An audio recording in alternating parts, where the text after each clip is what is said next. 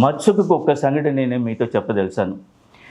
ఎం విఠలరావు గారని ఆయన స్టేట్ కోఆర్డినేటర్గా కూడా చేసినారండి. వారు స్వామి యొక్క తత్వాన్ని, స్వామిని నాకు చూపిన మార్గదర్శకులు ఎం విఠలరావు గారు.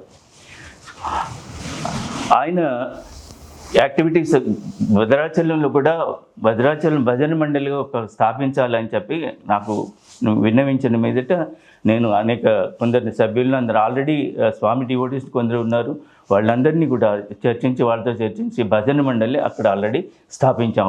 అప్పుడు it is happened in 91 sir.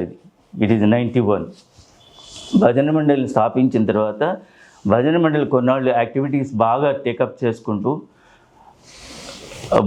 తర్వాత దాన్ని 3-4 ఇయర్స్లోనే సమితి కింద కన్వర్ట్ చేయాలి, మీరు చాలా బాగా చేస్తున్నారని విఠలరావు సమితికి చేద్దామని చెప్పి ఒక డేట్ ఫిక్స్ చేశారండి.